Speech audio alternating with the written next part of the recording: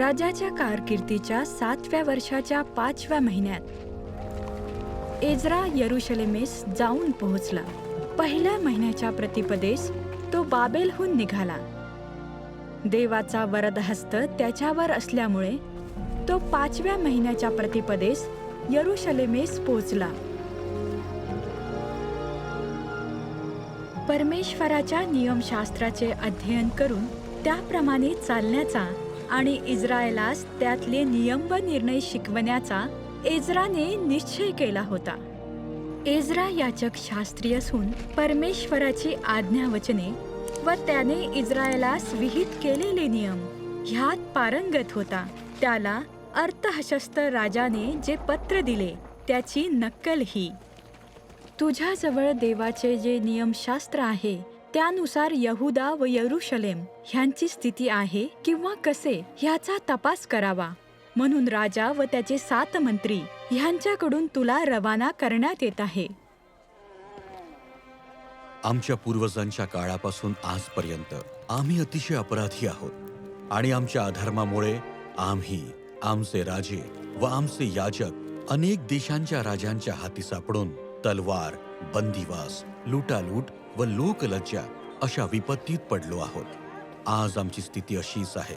हे परमेश्वरा, इस्रायलाच्या देवा, तू न्यायी आहेस. आम्ही केवळ निभावलेले अवशेष आहोत. आज तुझ्यापुढे आमची स्थिती अशीच आहे. आम्ही तुझ्यापुढे अपराधी आहोत. यामुळे तुझ्या समोर कोणाला उभे राहता येत नाही.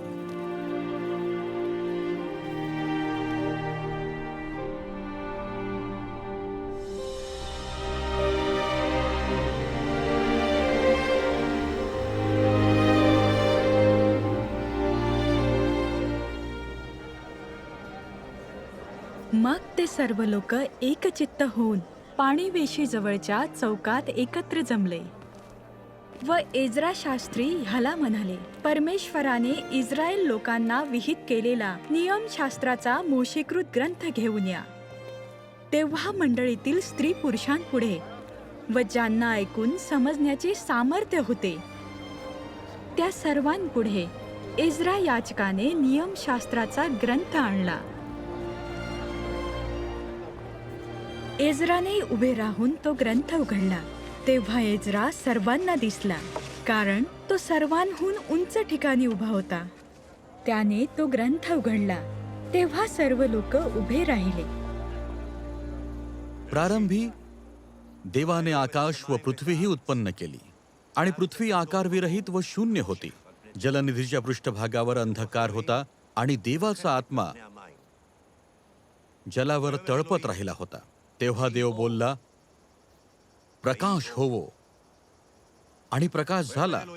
मग देव बोलला, आपल्या प्रतिरूपाचा व आपल्याशी सदृश्य असा मनुष्य आपण करू. समुद्रातील मासे, आकाशातील पक्षी, ग्रामपशु, अवघी पृथ्वी आणि पृथ्वीवर रांगणारे सर्व प्राणी यावर ते सत्ता चालवतील. परमेश्वर देवाने आकाश व पृथ्वीही केली. तेव्हा शेतातले कोणतेही उद्भिज्ज पृथ्वीवर नव्हते आणि शेतातील कोणतीही वनस्पती अद्याप उगवली नव्हती, कारण परमेश्वर देवाने अजून पृथ्वीवर पाऊस पाडला नव्हता आणि जमिनीची मशागत करायला कोणी मनुष्य नव्हता. मग परमेश्वर देवाने जमिनीतील मातीचा मनुष्य घडवला व त्याच्या नाकपुड्यात जीवनाचा श्वास फुंकला. तेव्हा मनुष्य जीवधारी प्राणी झाला. परमेश्वर देवाने पूर्वेला एदेनात बाग लावली आणि तिच्यात आपण घडवलेल्या मनुष्याला ठेवले. परमेश्वर देवाने दिसण्यात सुंदर व अन्नासाठी उपयोगी अशी सर्व जातींची झाडे,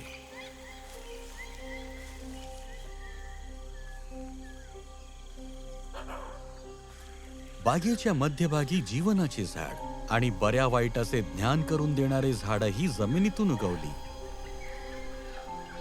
तेव्हा परमेश्वर देवाने आदामाला अशी आज्ञा दिली की बागेतील वाटेल त्या झाडाचे फळ यथेच्छ खा, पण बऱ्या वाईटाचे ज्ञान करून देणाऱ्या झाडाचे फळ खाऊ नको, कारण ज्या दिवशी त्याचे फळ तू खाशील त्या दिवशी तू खास मरशील.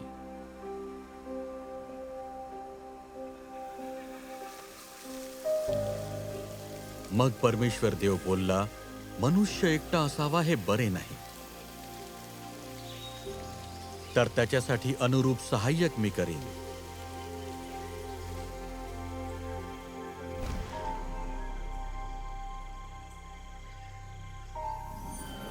परमेश्वर देवाने केलेल्या सर्व वनचरात सर्प फार धूर्त होता. तो स्त्रीला म्हणाला, तुम्ही बागेतल्या कोणत्याही झाडाचे फळ खाऊ नये असे देवाने तुम्हाला सांगितले हे खरे काय? सर्प स्त्रीला म्हणाला, तुम्ही खरोखर मरणार नाही, कारण देवाला हे ठाऊक आहे की तुम्ही त्याचे फळ खाल त्याच दिवशी तुमचे डोळे उघडतील आणि तुम्ही देवासारखे बरे वाईट जाणणारे व्हाल.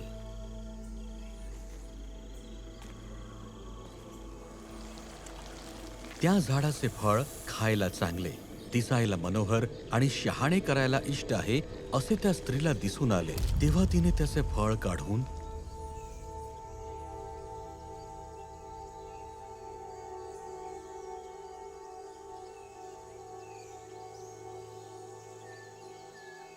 खाल्ले.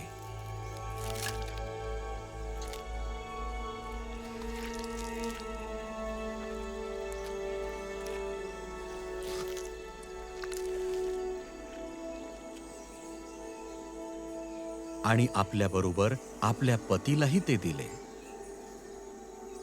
व त्याने ते खाल्ले.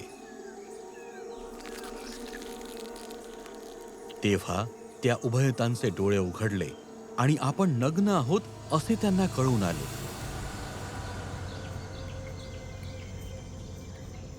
तेव्हा त्यांनी अंजिराची पाने शिवून आपणासाठी कटिवेष्टने केली. परमेश्वर देव त्या स्त्रीला म्हणाला, हे तू काय केलेस? स्त्री म्हणाली, सर्पाने मला भुरळ घातली म्हणून मी ते खाल्ले. मग परमेश्वर देव म्हणाला, पहा, मनुष्याला बरे वाईट कळू लागून तो आमच्यातल्या एका समान झाला आहे. तर आता कदाचित तो आपला हात जीवनाच्या झाडाला लावून त्याचेही फळ काढून खाईल व सर्व काळ जिवंत राहील. यास्तव ज्या जमिनीतून त्याला उत्पन्न केले होते तिची मशागत करावी म्हणून परमेश्वर देवाने त्याला येदेन बागेतून बाहेर काढून लावले. पृथ्वीवर मानवांची दुष्टाई फार आहे. त्यांच्या मनात येणाऱ्या विचारांच्या सर्व कल्पना केवळ एकसारख्या वाईट असतात असे परमेश्वराने पाहिले. म्हणून मानव पृथ्वीवर उत्पन्न केल्याचा परमेश्वराला अनुताप झाला आणि त्याच्या चित्ताला खेद झाला.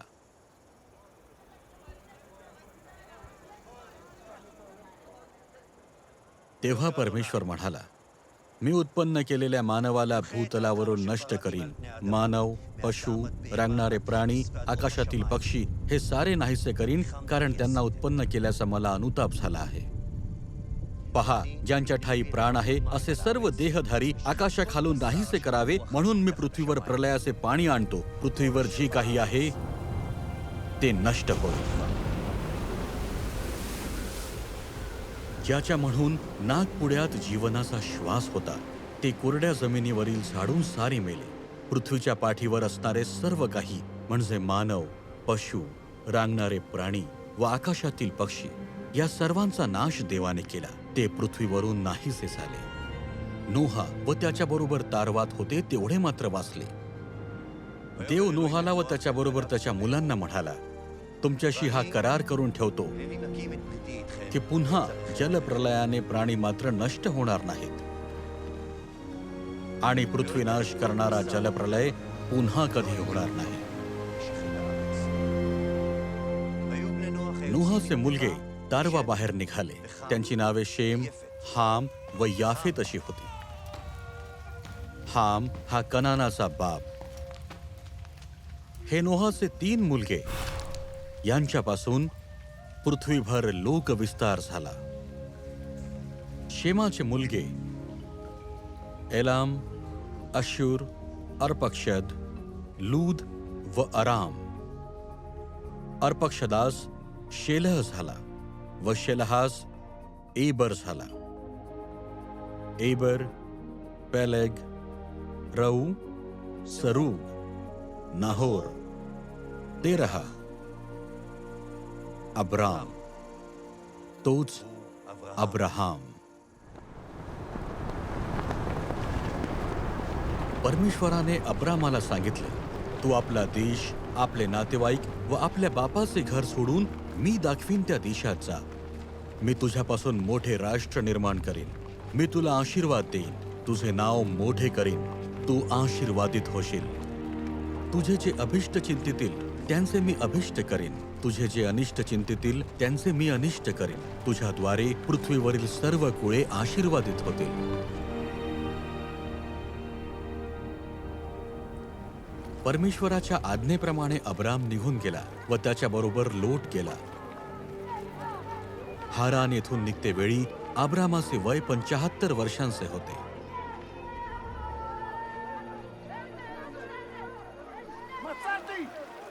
आपली बायको साराय, पुतण्या लोट, त्यांनी मिळवलेली सर्व मालमत्ता आणि हारान येथे त्यांनी मिळवलेली माणसे घेऊन अब्राम कनान देशात जायला निघाला व कनान देशात ते जाऊन पोहोचले.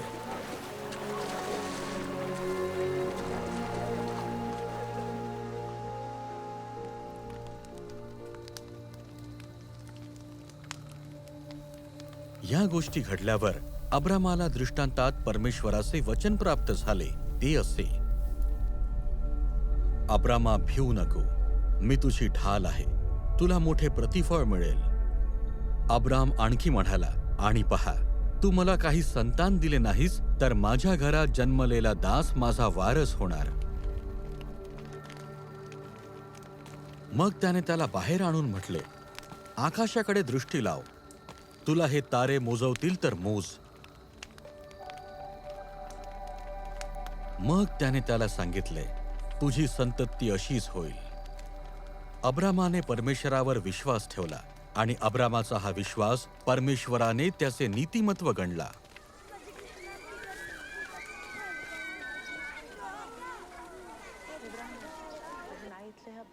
अब्रामाला आपली बायको साराय हिच्यापासून काही मूलबाळ झाले नव्हते. तिला हागार नावाची एक मिस्री दासी होती. अब्रामाला कनान देशात राहून 10 वर्षे झाल्यावर त्याची बायको साराय हिने आपला नवरा अब्राम याला आपली मिस्री दासी हागार ही बायको म्हणून नेऊन दिली.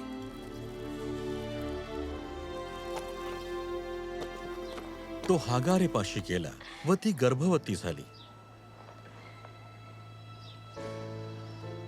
आपण गर्भवती झालो हे पाहून तिला आपली धणीन तुच्छ वाटू लागली.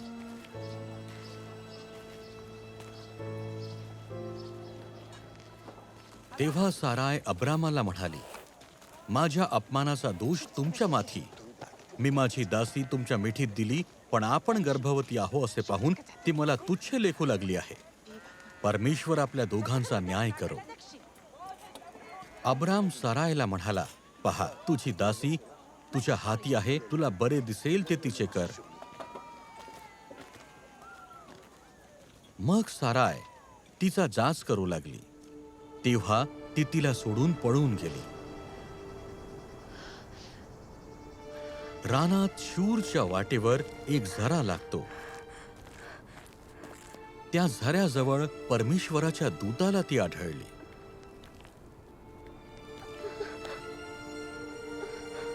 परमेश्वराचा दूत तिला म्हणाला, तू आपल्या धनिणीकडे परत जा आणि तिच्या हाताखाली तिचे शोषित राहा.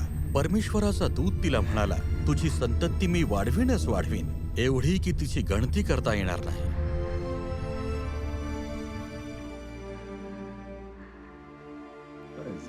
हागारेला अब्रामापासून मुलगा झाला. हागारेपासून झालेल्या आपल्या मुलाचे नाव अब्रामाने इश्माईल ठेवले.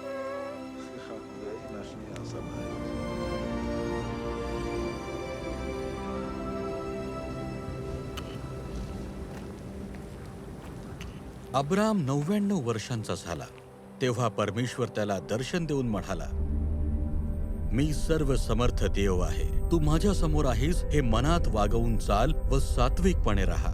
यापुढे तुला अब्राम श्रेष्ठ पिता म्हणणार नाहीत, तुला अब्राहाम असे म्हणतील, कारण मी तुला राष्ट्र समूहाचा जनक केले आहे.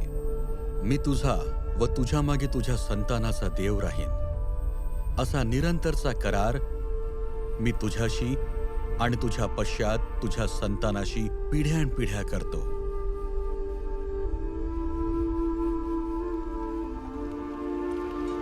पिढ्या करतो. मग देवाने अब्राहामाला सांगितले, तुझी बायको साराय, हिला यापुढे साराय म्हणायचे नाही, तर तिचे नाव सारा, राणी होईल. मी तिला आशीर्वादित करीन. एवढेच नव्हे, तर तिच्या पोटी तुला एक मुलगा देईन. मी तिला आशीर्वादित करीन, तिच्यापासून राष्ट्र उद्भवतील, तिच्यापासून राष्ट्रांचे राजे निपजतील.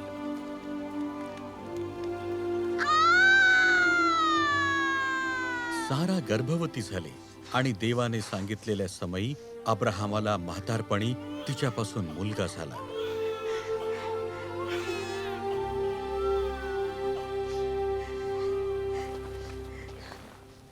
अब्राहामाला सारेपासून मुलगा झाला. त्याचे नाव त्याने इसहाक ठेवले.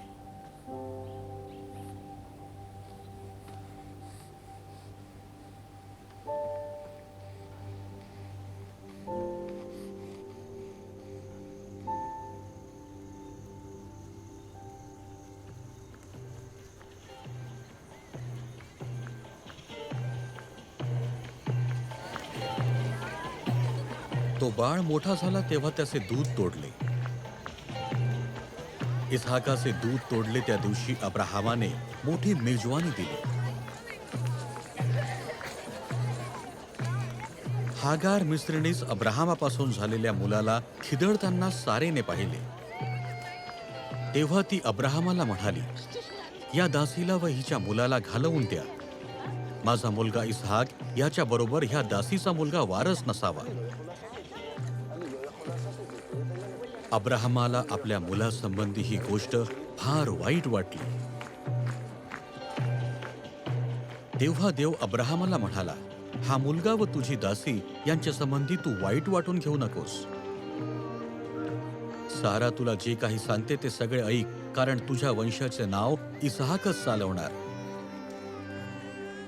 या दासीच्या मुलापासूनही मी एक राष्ट्र निर्माण करेन, कारण तो तुझे बीज आहे.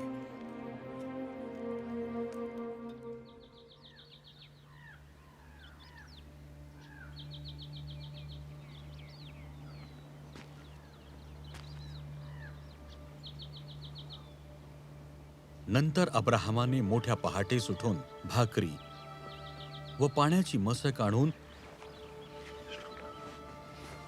हागारेच्या खांद्यावर ठेवली आणि तिचा मुलगा तिच्या हवाली करून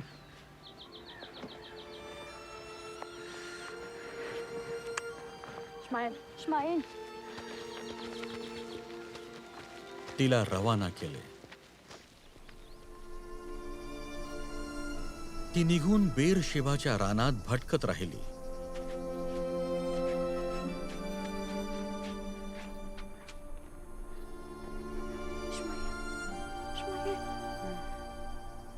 मस्केतील पाणी संपल्यावर तिने त्या मुलाला एका झुडुपाखाली टाकले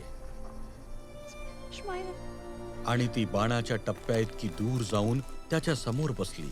ती म्हणाली, आपण आपल्या मुलाचा मृत्यू पाहू नये. आणि ती त्याच्या समोर बसून हंबरडा फोडून रडू लागली. देवाने मुलाची वाणी ऐकली व देवाच्या दूताने आकाशातून हाक मारून हागारेला म्हटले, हागारे, तू कष्टी का? भिवू नकोस, कारण मुलगा आहे तेथून देवाने त्याची वाणी ऐकली आहे. उठ, मुलाला उचलून आपल्या हाती घट्ट धर. त्याच्यापासून मी एक मोठे राष्ट्र निर्माण करीन.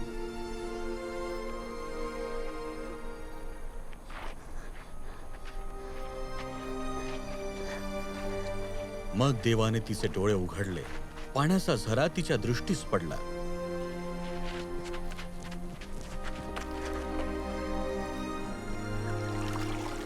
तेव्हा तिने जाऊन मस्केत पाणी भरले व मुलाला पाजले. देव त्या मुलाचा पाठीराखा झाला व तो रानात लहानाचा मोठा होऊन तिरंदाज झाला.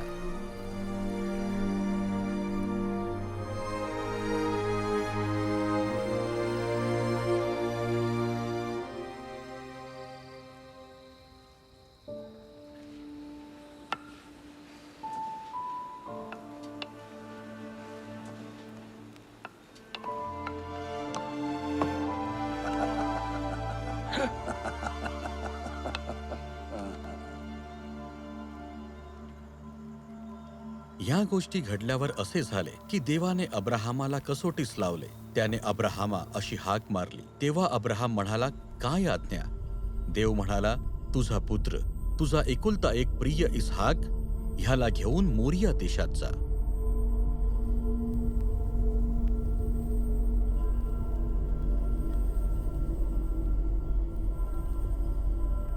आणि मी तुला सांगेन त्या डोंगरावर त्याचे होमार्पण कर.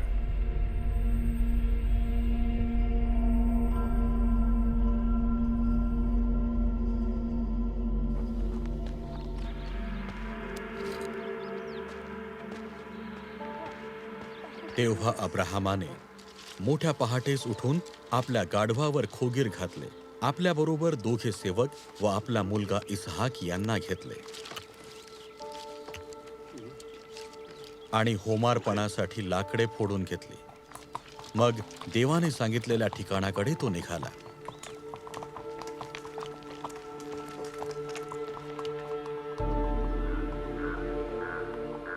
तिसऱ्या दिवशी अब्राहामाने दृष्टी वर करून ती जागा दुरून पाहिली.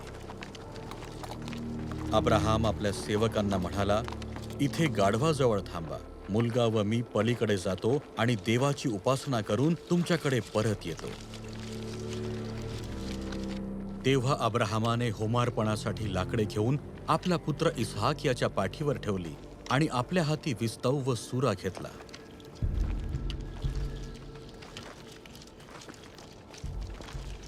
आणि ते दोघे बरोबर चालले. तेव्हा इसहाकाने आपला बाप अब्राहाम याला म्हटले, बाबा. तो म्हणाला, काय म्हणतोस बाळा? त्याने म्हटले, पहा, विस्तव व लाकडे आहेत, पण होमार्पणासाठी कोकरू कोठे आहे? अब्राहाम म्हणाला, बाळा, देव स्वतः होमार्पणासाठी कोकरू पाहून देईल. आणि ते दोघे बरोबर चालले.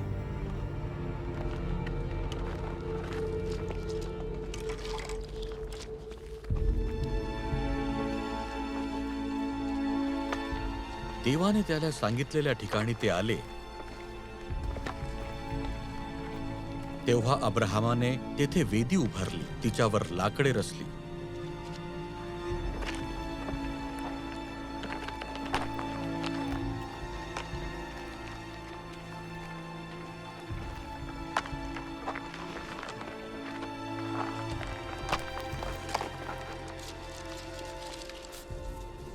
आणि आपला पुत्र इसहाक याला बांधून वेदीवरच्या लाकडांवर ठेवले. मग अब्राहामाने आपला मुलगा वधण्यासाठी हात पुढे करून सुरा घेतला.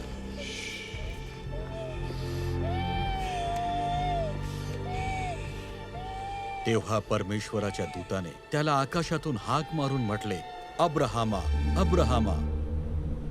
तो म्हणाला, काय आज्ञा? मग तो बोलला, तू मुलावर आपला हात चालवू नकोस.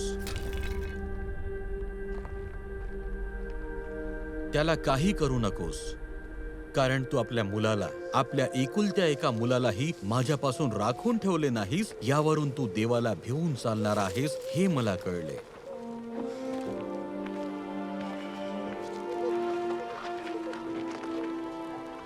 तेव्हा अब्राहामाने दृष्टी वर करून पाहिले. तेव्हा आपल्या मागे झुडपात शिंगी गुंतलेला एक येडका त्याला दिसला.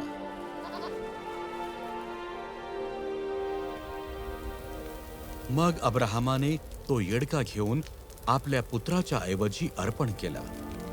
परमेश्वराच्या दूताने आकाशातून अब्राहामाला दुसऱ्यांदा हाक मारून म्हटले, परमेश्वर म्हणतो, मी स्वतःची शपथ घेऊन सांगतो की तू हे कृत्य केलेस. आपल्या मुलाला, आपल्या एकुलत्या एका मुलाला माझ्यापासून राखून ठेवले नाहीस.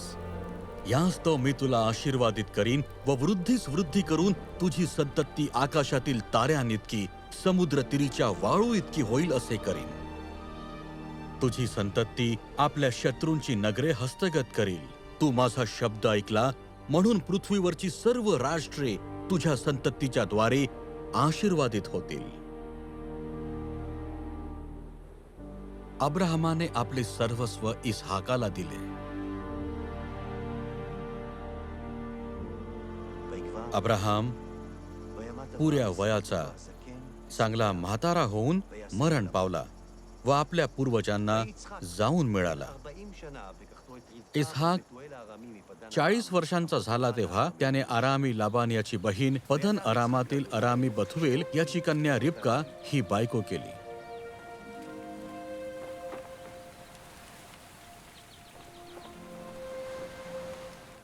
इसहाकाने आपल्या बायकोसाठी परमेश्वराची विनवणी केली, कारण ती वांझ होती. परमेश्वराने त्याची विनवणी ऐकली आणि त्याची स्त्री रिबका गर्भवती झाली. तिचे दिवस भरून प्रसूती समय आला तेव्हा पहा, तिच्या उदरात जुळे मुलगे होते.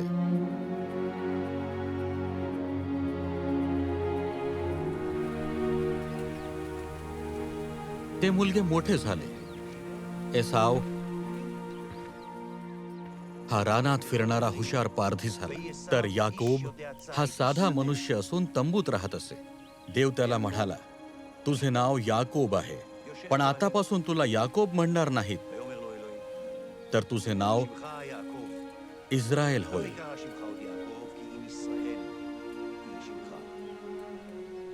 आणि देवाने त्याला इस्राएल हे नाव दिले. देव त्याला आणखी म्हणाला, मी सर्व समर्थ देव आहे, तू फलद्रूप होऊन बहुगुणित हो. तुझ्यापासून एक राष्ट्रच काय, तर राष्ट्र समूह उत्पन्न होईल आणि तुझ्या पोटी राजे निपजतील.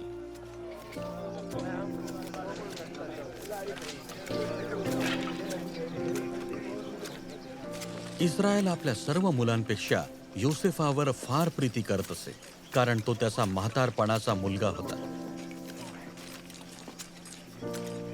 त्याने त्याच्यासाठी पायगोळ झगा केला होता.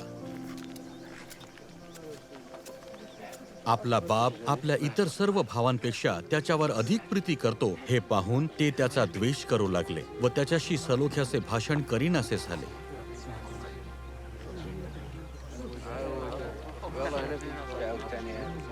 योसेफाला एक स्वप्न पडले. ते त्याने त्यांना सांगितले तेव्हा तर ते त्याचा अधिकच द्वेष करू लागले. तो त्यांना म्हणाला, मला पडलेले स्वप्न ऐका. पहा, आपण शेतात पेंढ्या बांधत होतो तेव्हा माझी पेंढी उठून उभी राहिली. तेव्हा तुमच्या पेंढ्या माझ्या पेंढी सभोवती येऊन उभ्या राहिल्या व त्यांनी तिला नमन केले. हे ऐकून त्याचे भाऊ त्याला म्हणाले, काय तू आमच्यावर राज्य करणार, तू आमच्यावर सत्ता चालवणार? आणि त्याच्या स्वप्नांमुळे व भाषणामुळे तर ते त्याचा अधिकच द्वेष करू लागले. पुढे त्याला आणखी एक स्वप्न पडले. तेही त्याने आपल्या भावांना सांगितले. तो म्हणाला, पहा, मला आणखी एक स्वप्न पडले. ते असे की सूर्य, चंद्र व 11 तारे यांनी मला नमन केले. त्याचे भाऊ त्याचा हेवा करू लागले, पण त्याचे म्हणणे बापाने मनात ठेवले. यानंतर त्याचे भाऊ आपल्या बापाचे कळप चारायला शखेमास गेले. मग इस्रायल योसेफास म्हणाला, तुझे भाऊ शखेमास कळप चारत आहेत ना, तर चल, मी तुला त्यांच्याकडे पाठवतो. तो म्हणाला, हा, मी तयार आहे. तेव्हा त्याने त्याला सांगितले, जा, तुझे भाऊ बरे आहेत काय आणि कळपही ठीक आहेत काय ते पहा आणि मला येऊन सांग. याप्रमाणे त्याने त्याला हेब्रोन खोऱ्यातून रवाना केले. मग योसेफ आपल्या भावांच्या मागे केला आणि ते त्याला दोथानात सापडले. त्यांनी त्याला दुरून पाहिले तेव्हा तो त्यांच्या जवळ येऊन पोहोचण्यापूर्वी त्याला मारून टाकण्याचा त्यांनी कट केला. ते एकमेकांना म्हणाले, पहा, तो स्वप्नदर्शी येत आहे, तर आता चला, आपण त्याला ठार करून एका खड्ड्यात टाकून देऊ आणि मग सांगू की कोणा हिंस्र पशुने त्याला खाऊन टाकले. मग पाहू त्याच्या स्वप्नांचे काय होते ते. योसेफ आपल्या भावांजवळ पोहोचला तेव्हा त्याच्या अंगात पायघोळ झगा होता. तो त्यांनी काढून घेतला आणि त्याला धरून खड्ड्यात टाकून दिले. तो खड्डा कोरडा होता, त्यात पाणी नव्हते.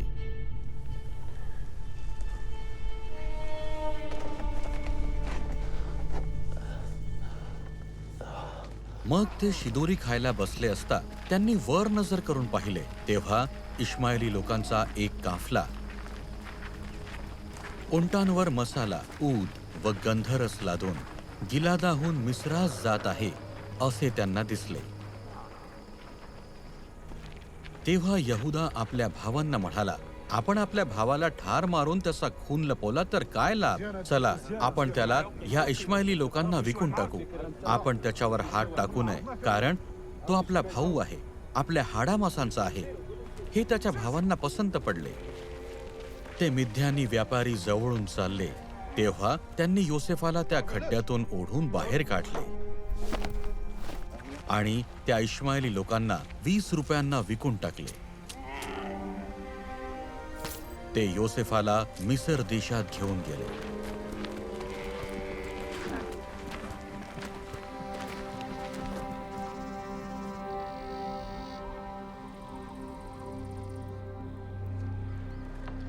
आणि त्यांनी तो पायघोळ सगळा पाठवून दिला.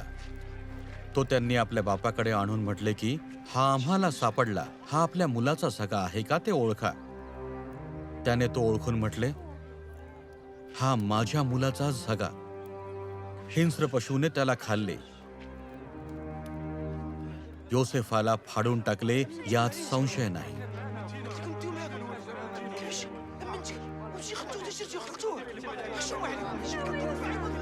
त्याचे मुलगे व मुली हे सर्व त्याचे सांत्वन करायला त्याच्या जवळ गेले. पण तो काही केल्यास समाधान न पावता म्हणाला, मी शोक करत करत अधोलोकी आपल्या मुलाकडे जाईन. असा त्याच्या बापाने त्याच्यासाठी शोक केला. इकडे योसेफाला मिस्रात नेले तेव्हा ज्या इश्माएली लोकांनी त्याला तेथे नेले होते त्यांच्यापासून त्याला पोटिफर नावाच्या एका मिस्राने विकत घेतले. तो फारोचा एक अंमलदार असून गार्द्यांचा सरदार होता. परमेश्वर त्याच्या बरोबर असल्या कारणाने जे काही तो हाती घेतो त्याला परमेश्वर यश देतो असे त्याच्या धन्याला दिसून आले. योसेफावर त्याची कृपादृष्टी झाली. योसेफ त्याची सेवा करू लागला आणि त्याने त्याला आपल्या घराचा कारभारी नेमून आपले सर्व काही त्याच्या ताब्यात दिले. त्याने आपले सर्व काही योसेफाच्या हवाली केले होते. म्हणून तो अन्न खाई, त्या पलीकडे आपले काय आहे याचे त्याला भान नसे. योसेफ हा बांधीसूद व देखणा होता. त्यानंतर असे झाले की योसेफाच्या धन्याची पत्नी त्याच्यावर नजर ठेवून त्याला म्हणाली, माझ्यापाशी निज. तरी ती रोज रोज योसेफाशी बोलत असताही तिच्यापाशी निजायला किंवा तिच्याजवळ जायला तो तिचे ऐकेना. एके दिवशी असे झाले की तो काही कामकाज करायला घरात गेला. त्यावेळी घरातल्या माणसांपैकी कोणीही माणूस तेथे घरात नव्हता. तेव्हा तिने त्याचे वस्त्र धरून म्हटले, माझ्यापाशी निज. पण तो आपले वस्त्र तिच्या हाती सोडून बाहेर पळून गेला. तेव्हा तिने घरातल्या माणसांना बोलावून सांगितले, पहा, आमची अब्रू घेण्यासाठी त्यांनी हा इब्री मनुष्य घरात आणला आहे. तो माझ्यापाशी निजण्याच्या हेतूने माझ्या जवळ आला तेव्हा मी मोठ्याने ओरडले. आपल्या गुलामाने माझ्याशी असे वर्तन केले. हे आपल्या बायकोचे बोलणे जेव्हा त्याच्या धन्याने ऐकले तेव्हा त्याचा राग भडकला. योसेफाच्या धन्याने त्याला धरले आणि राजाचे बंदिवान होते त्या बंदीशाळेत त्याला टाकले.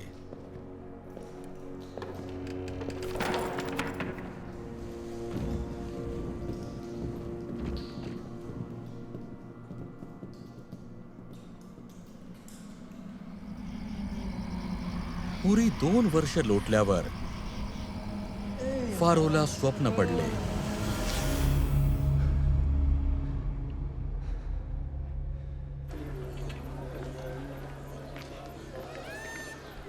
सकाळी फारोचे चित्त अस्वस्थ झाले आणि त्याने मिस्र देशातील अवघे ज्योतिषी व पंडित यांना बोलावले.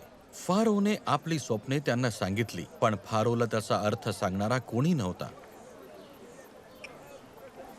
तेव्हा प्यालेबरदारांचा नायक फारोला म्हणाला, माझ्या अपराधांची आज मला आठवण होत आहे. फारोची आपल्या सेवकांवर इतराची झाली. तेव्हा त्याने मला व आचार्यांच्या नायकाला गारद्यांच्या सरदाराच्या वाड्यात कैदेत ठेवले होते. तेव्हा एकाच रात्री आम्हा दोघांना, मला व त्याला लागू पडतील अशा अर्थाची स्वप्ने पडली. तेथे त्या गारद्यांच्या सरदाराचा दास कोणी इब्री तरुण पुरुष आमच्या बरोबर होता. त्याला आम्ही आपापली स्वप्ने सांगितली व त्याने त्यांचा अर्थ आम्हाला सांगितला. त्याने प्रत्येकाच्या स्वप्नानुसार अर्थ सांगितला. त्याने आम्हाला अर्थ सांगितला तसेच घडून आले. मला आपल्या हुद्द्यावर पूर्ववत रुजू केले आणि त्याला फाशी दिले. मग फारोने योसेफाला बोलावणे पाठवले.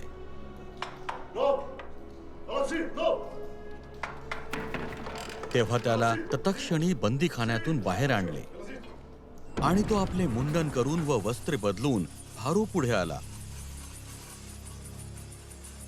फारो योसेफाला म्हणाला, मी एक स्वप्न पाहिले, त्याचा अर्थ सांगणारा कोणी नाही. मी तुझ्याविषयी ऐकले की तू स्वप्न ऐकतास त्याचा अर्थ सांगतोस.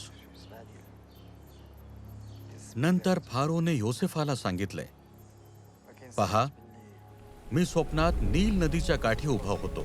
तेव्हा 7 धष्टपुष्ट व सुंदर गायी नदीतून बाहेर निघून लव्हाळ्यात चरू लागल्या आणि त्यांच्या मागून दुबळ्या, अतिकुरूप व रोड अशा दुसऱ्या 7 गायी निघाल्या. त्यांच्यासारख्या बेढप गायी साऱ्या मिसर देशात मी कधी पाहिल्या नाहीत. पुन्हा मी स्वप्नात पाहिले की चांगली भरदार 7 कणसे एकाच ताटाला आली आणि त्यांच्या मागून सुकलेली, खोरटलेली व पूर्वेच्या वाऱ्याने करपलेली अशी 7 कणसे निघाली. आणि त्या 7 खुरटलेल्या कणसांनी ती 7 चांगली कणसे गिळून टाकली. मी हे ज्योतिषांना सांगितले, पण ते मला उलगडून सांगणारा कोणी नव्हता.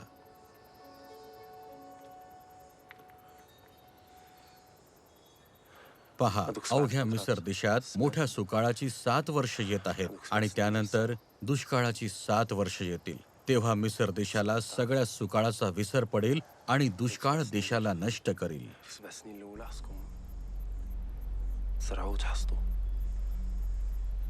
हे स्वप्न फारोला 2दा पडले. याचे कारण हेच की हे देवाने ठरवले आहे व देव ते लवकरच घडवून आणणार. मग फारो योसेफाला म्हणाला, देवाने तुला या सर्व गोष्टींचे ज्ञान करून दिले आहे. त्या अर्थी तुझ्यासारखा चतुर व शहाणा दुसरा कोणी नाही. फारो योसेफाला आणखी म्हणाला, हे पहा, तुला मी अवघ्या मिसर देशावर नेमतो. मग फारोने आपल्या बोटातील मुद्रिका काढून योसेफाच्या बोटात घातली. त्याला तलम तागाची वस्त्रे लेववली आणि त्याच्या गळ्यात सोन्याची कंठी घातली.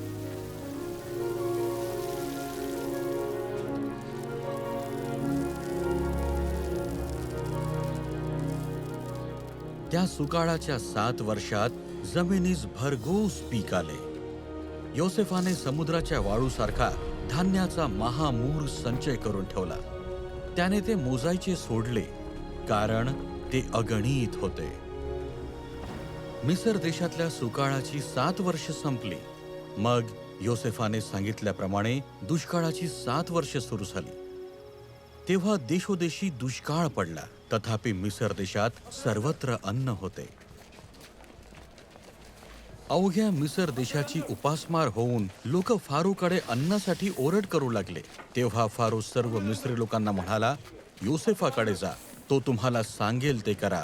तेव्हा देशोदेशीचे लोक धान्य विकत घेण्यासाठी मिस्रात योसेफाकडे गेले, कारण साऱ्या पृथ्वीवर भारी कडक दुष्काळ पडला होता. याप्रमाणे इस्रायलाचे मुलगे इतर लोकांबरोबर धान्य खरेदी करण्यास आले, कारण कनान देशात दुष्काळ पडला होता. योसेफाने आपल्या भावांना पाहताच ओळखले. तथापि त्यांच्याशी अनोळख्यासारखे वागून त्याने कठोरपणाने त्यांना विचारले की, तुम्ही कुठून आलात? त्यांनी म्हटले, कनान देशातून धान्य खरेदी करायला आम्ही आलो आहोत. योसेफाने आपल्या भावांना ओळखले, पण त्यांनी त्याला ओळखले नाही. मग त्यांच्याविषयी जी स्वप्ने पडली होती त्यांचे योसेफाला स्मरण होऊन तो त्यांना म्हणाला, तुम्ही हेर आहात, देशाची मर्मस्थाने पाहण्यासाठी तुम्ही आला आहात. ते म्हणाले, महाराज नाही, आपले दास अन्न सामग्री खरेदी करायला आले आहेत. आम्ही सर्व एकाच पुरुषाचे मुलगे असून सरळ माणसे आहोत. आपले दास हेर नव्हेत.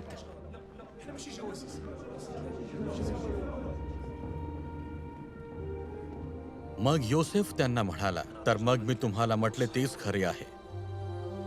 तुम्ही हेरच आहात. आता तुमची कसोटी पाहतो. फारोच्या जीविताची शपथ, तुमचा धाकटा भाऊ येथे आल्याशिवाय तुमची सुटका होणार नाही. तुम्ही सरळ माणसे असाल तर तुम्हा भावांतल्या एकाला तुमच्या या बंदीगृहात राहू द्या आणि तुमच्या घरच्यांची उपासमार निवारण्यासाठी तुम्ही धान्य घेऊन जा आणि तुमच्या धाकट्या भावाला माझ्याकडे घेऊन या, म्हणजे तुमचे म्हणणे खरे ठरेल व तुमचे मरण टळेल. त्यांनी तसे केले. योसेफाचे व त्यांचे भाषण दुभाष्यातर्फे चालले होते, म्हणून आपण बोललो ते त्याला समजले असेल असे त्यांना वाटले नाही.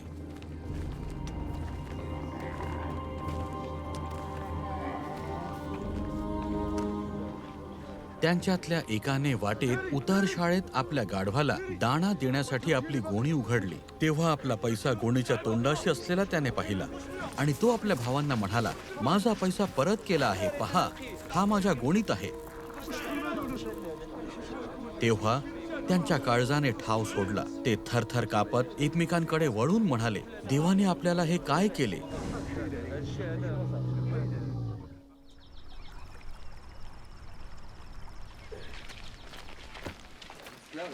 मग ते कनान देशात आपला बाप याकोब याच्याकडे जाऊन पोहोचले आणि आपला सर्व वृत्तांत त्यांनी त्याला सांगितला तो असा. त्या देशाचा अधिपती आमच्याशी कठोरपणे बोलला व त्याने आम्हाला देश हेरणारे ठरवले. मग त्यांचा पिता इस्रायल त्यांना म्हणाला, असेच असेल तर मग एवढे करा. या देशात उत्पन्न होणारे मौल्यवान पदार्थ त्या मनुष्याला भेट म्हणून आपल्या गोणीत घालून न्या. थोडा डिंक व थोडा मध, मसाला, गंधरस, पिस्ते व बदाम घेऊन जा.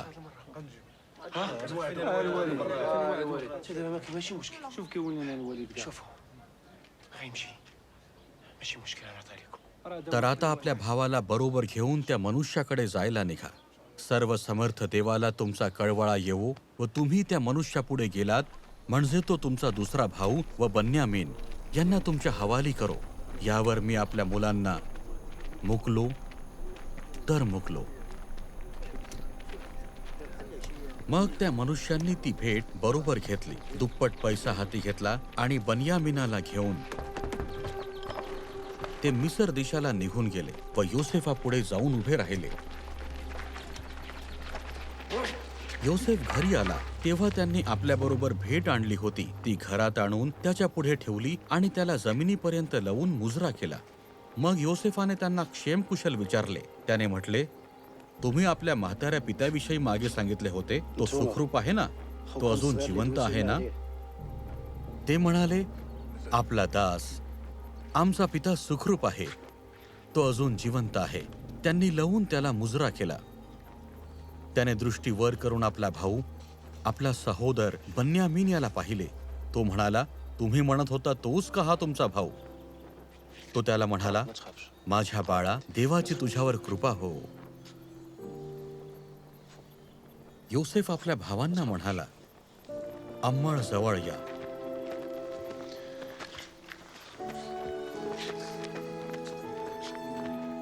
आणि ते जवळ गेले तेव्हा तो म्हणाला, तुमचा भाऊ योसेफ, ज्याला तुम्ही मिसर देशात विकून टाकले, तो मीच.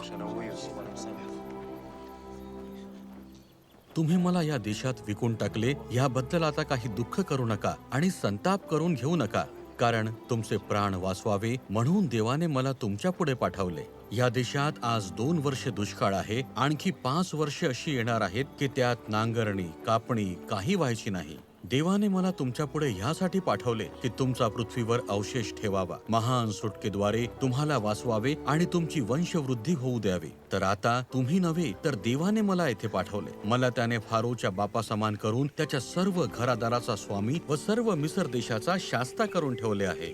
तुम्ही त्वरा करून माझ्या बापाकडे जा आणि त्याला सांगा, तुमचा मुलगा योसेफ असे म्हणतो की देवाने मला अवघ्या मिसर देशाचा सत्ताधीश केले आहे, तर माझ्याकडे निघून या, विलंब करू नका. नंतर योसेफाने आपला बाप व भाऊ यांच्या राहण्याची व्यवस्था केली. त्याने फारोच्या आज्ञेनुसार मिसर देशाच्या उत्तम भागात म्हणजे रामसेस प्रांतात त्यांना वतन करून दिले. इस्रायल लोक मिसर देशातल्या गोशेन प्रांतात वस्ती करून राहिले. तेथे त्यांनी वतने केली. ते फलद्रूप होऊन बहुगुणित झाले. नंतर योसेफ व त्याचे सर्व भाऊ आणि त्या पिढीचे सर्व जण मरण पावले. पुढे योसेफाची, ज्याला माहिती नव्हती, असा एक नवीन राजा मिसर देशावर आला. तो आपल्या लोकांना म्हणाला, पहा, या इस्रायल वंशाचे लोक आपल्यापेक्षा संख्येने व बलाने अधिक झाले आहेत. तर चला, आपण त्यांच्याशी धूर्तपणाने वागूया, नाहीतर ते संख्येने फार वाढतील आणि एखादा युद्धाचा प्रसंग आला म्हणजे ते आपल्या शत्रूंना सामील होऊन आपल्याशी कदाचित लढतील व या देशातून निघून जातील. त्यांनी त्यांच्यावर कामाचा बोजा लादून त्यांना जेरीस आणावे या हेतूने त्यांच्यापासून बिगार काम करून घेणारे मुकादम नेमले. तेव्हा त्यांनी फारोसाठी पिथोम व रामसेस ही कोठारांची नगरे बांधली. पण जितके अधिक त्यांनी त्यांना जाचले तितके अधिक ते वाढून बहुगुणित झाले व त्यांचा चोहोकडे विस्तार झाला. त्यांना इस्रायल वंशजांचा तिटकारा वाटू लागला, म्हणून मिस्री लोक इस्रायल वंशजांपासून सक्तीने काम घेऊ लागले. तेव्हा फारोने आपल्या सर्व लोकांना आज्ञा केली की जन्मेल तो प्रत्येक मुलगा नदीत टाका आणि प्रत्येक मुलगी जिवंत ठेवा. लेवी वंशातल्या एका पुरुषाने जाऊन लेवीची कन्या बायको केली. ती स्त्री गर्भवती होऊन तिला मुलगा झाला. ते बालक सुंदर आहे हे पाहून तिने त्याला 3 महिने लपवून ठेवले. पुढे त्याला लपवून ठेवता येईना म्हणून तिने लव्हाळ्यांचा एक पेटारा करून त्याला डांबर व राळ चोपडली. त्या पेटाऱ्यात तिने त्या बालकाला घालून नदीकाठच्या लव्हाळ्यात नेऊन ठेवले.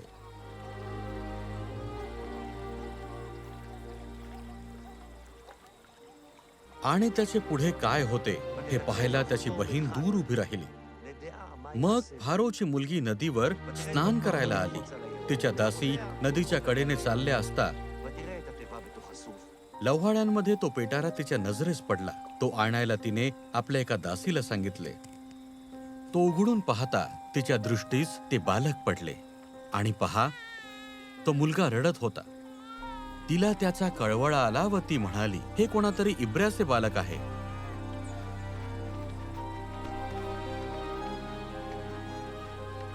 तेव्हा त्या बालकाची बहीण फारोच्या मुलीला म्हणाली, आपल्याकरता मुलास दूध पाजण्यासाठी इब्री स्त्रियातून एखादी दाई बोलावू काय? फारोच्या मुलीने तिला म्हटले, जा बोलाव. तेव्हा ती मुलगी जाऊन त्या बालकाच्या आईला घेऊन आली. फारोच्या मुलीने तिला म्हटले, या मुलाला घेऊन जा आणि माझ्याकरता याला दूध पाज, म्हणजे मी तुला वेतन देईन. मग ती स्त्री त्याला घेऊन गेली व दूध पाजू लागली. ते मूल मोठे झाले तेव्हा ती त्याला घेऊन फारोच्या मुलीकडे गेली आणि तो तिचा पुत्र झाला. तिने त्याचे नाव मोशे ठेवले. ती म्हणाली, कारण मी त्याला पाण्यातून बाहेर काढले. काही दिवसांनी असे झाले की मोशे मोठा झाल्यावर त्याने आपल्या भाऊबंदांकडे जाऊन त्यांचे काबाड कष्ट पाहिले. त्या प्रसंगी आपल्या भाऊबंदापैकी एका इब्र्याला कोणी मिस्री मारत असलेला त्याला दिसला. तेव्हा त्याने इकडे तिकडे सभोवार नजर फेकली व कोणी नाही असे पाहून त्या मिस्र्यास ठार करून त्याला वाळूत लपवले. फारोच्या कानी ती गोष्ट गेली तेव्हा मोशेला मारून टाकण्याचे त्याने योजले. पण मोशे फारो पुढून पळून मिद्यान देशात जाऊन पोहोचला आणि तेथे एका विहिरीजवळ बसला. बराच काळ लोटल्यावर मिस्राचा राजा मृत्यू पावला. इकडे इस्रायल वंशज बिकट दास्यामुळे उसासे टाकून आक्रोश करीत आणि त्या दास्यामुळे त्यांनी केलेली आरोळी वर देवापर्यंत जाऊन पोहोचली. देवाने त्यांचा आकांत ऐकला तेव्हा अब्राहम, इसहाक व याकोब यांच्याशी केलेल्या कराराचे त्याला स्मरण झाले. म्हणून देवाने इस्रायल वंशजांकडे दृष्टी लावली. देवाने त्यांच्याकडे लक्ष पुरवले.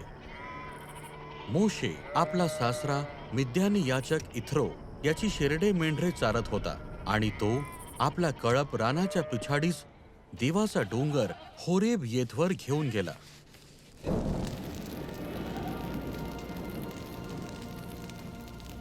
तेव्हा परमेश्वराच्या दूताने एका झुडुपातून अग्निज्वालेत त्याला दर्शन दिले. त्याने दृष्टी लावली तर झुडूप अग्नीने जळत असून ते भस्म झाले नाही असे त्याला दिसले.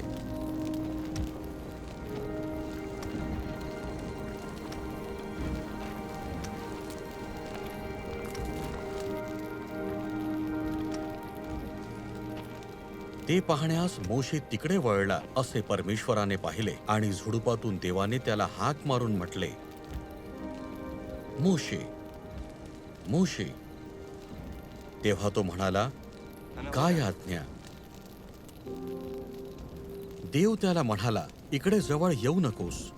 तू आपल्या पायांतले जोडे काढ, कारण ज्या जागी तू उभा आहेस ती भूमी पवित्र आहे.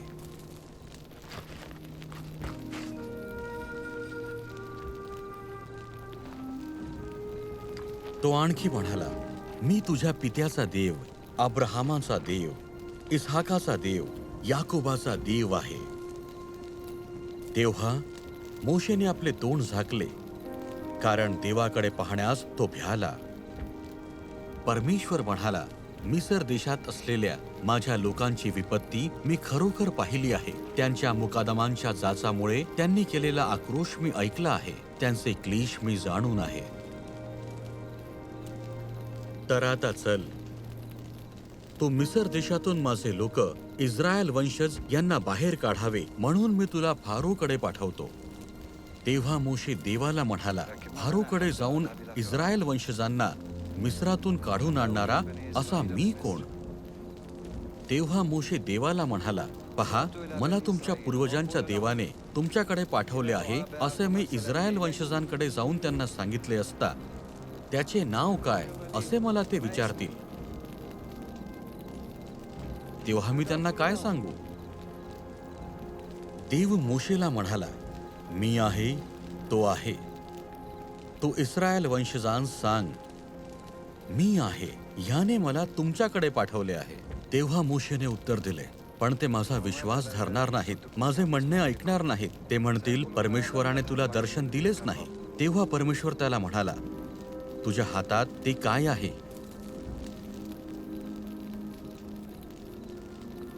तो म्हणाला, काठी आहे. त्याने म्हटले, ती जमिनीवर टाक. ती त्याने टाकताच तिचा साप झाला. त्याला पाहून मोशे पळाला. परमेश्वराने मोशेला सांगितले, आपला हात पुढे करून त्याचे शेपूट धर. त्याने हात पुढे करून ते धरले, तेव्हा त्या सापाची त्याच्या हातात काठी झाली. ह्यावरून ते विश्वास धरतील की त्यांच्या पूर्वजांचा देव, अब्राहामाचा देव, इसहाकाचा देव व याकोबाचा देव परमेश्वर ह्याचे तुला दर्शन झाले आहे.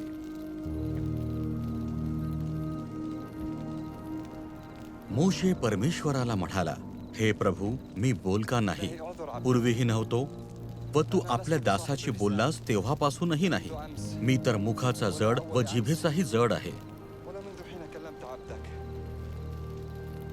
तेव्हा तो म्हणाला, हे प्रभू, तुझ्या मर्जीस येईल त्याच्या हस्ते त्यांना संदेश पाठव. मग मोशेवर परमेश्वराचा राग भडकला. तो त्याला म्हणाला, लेवी अहरोन हा तुझा भाऊ नाही काय? त्याला चांगले बोलता येते हे मला ठाऊक आहे. पहा, तो तुला भेटायला येत आहे. तुला पाहून त्याला मनात आनंद होईल. तो तुझ्यातर्फे लोकांशी बोलेल.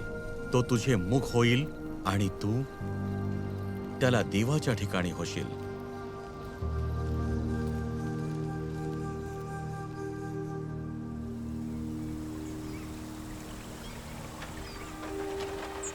परमेश्वर मोशेला म्हणाला, तू मिस्रास परत जाशील तेव्हा पहा, ज्या अद्भुत कृती मी तुझ्या हाती ठेवल्या आहेत त्या सर्व फारो पुढे करून दाखव. तरी मी त्याचे मन कठीण करीन आणि तो माझ्या लोकांना जाऊ देणार नाही.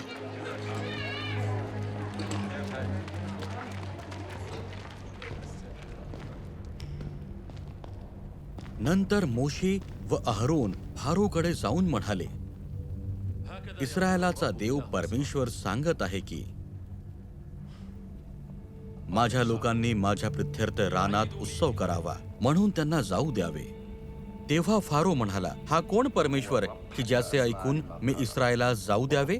मी त्या परमेश्वराला जाणत नाही आणि इस्रायलास काही जाऊ देणार नाही. ते म्हणाले, इब्र्यांच्या देवाने आम्हाला भेट दिली, तर आता आम्हाला 3 दिवसांच्या वाटेवर रानात जाऊ द्यावे आणि आमचा देव परमेश्वर याला यज्ञ करू द्यावा. असे न केल्यास तो कदाचित पटकीने अथवा तलवारीने आमचा समाचार घेईल. मिस्राचा राजा त्यांना म्हणाला, हे मोशे, हे अहरोना, तुम्ही लोकांना काम सोडून जायला का लावता? तुम्ही आपल्या बिगार कामावर चालते व्हा.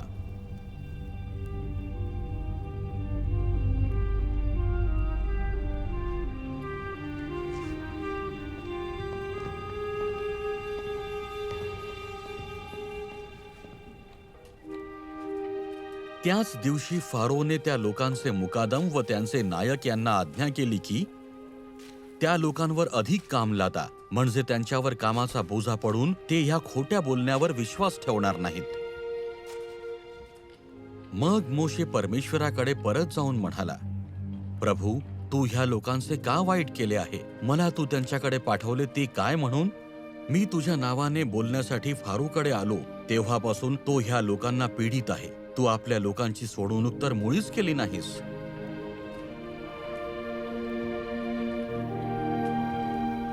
मग परमेश्वर मोशेला म्हणाला, मी आता फारोला काय करतो ते तू पाहशील. मी त्याला भुजप्रताप दाखवला म्हणजे तो या लोकांना जाऊ देईल. मी त्याला भुजप्रताप दाखवला म्हणजे तो यांना आपल्या देशातून बाहेर घालवून देईल. शिवाय या इस्रायल लोकांना मिस्रांनी दास करून ठेवले आहे. त्यांचा आक्रोश ऐकून मी आपल्या कराराचे स्मरण केले आहे. मी फारोचे मन कठोर करीन आणि मिसर देशात माझी चिन्हे व अद्भुते विपुल दाखवेन, तरी फारो तुमचे काही ऐकणार नाही.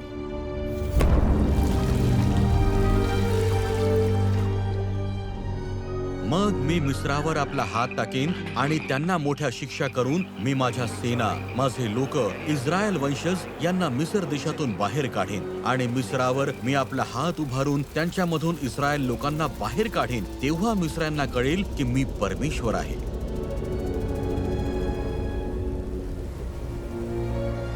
नंतर परमेश्वर मोशेला म्हणाला, मी फारोवर आणि मिसर देशावर आणखी एक पीडा आणेन. त्यानंतर तो तुम्हाला येथून जाऊ देईल आणि तो जाऊ देताना तुम्हाला येथून कायमचे घालवून देईल. इस्रायलाच्या सर्व मंडळीला सांगा की या महिन्याच्या 10व्या दिवशी तुम्ही आपापल्या वाडवडिलांच्या घराण्याप्रमाणे एकेका घराण्यामागे एक एक कोकरू घ्यावे.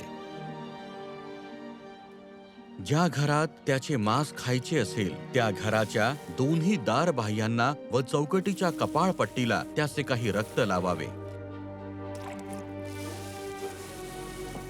आणि त्यांनी त्याच रात्री त्याचे मांस विस्तवावर भाजून बेखमीर भाकर व कडू भाजी बरोबर खावे.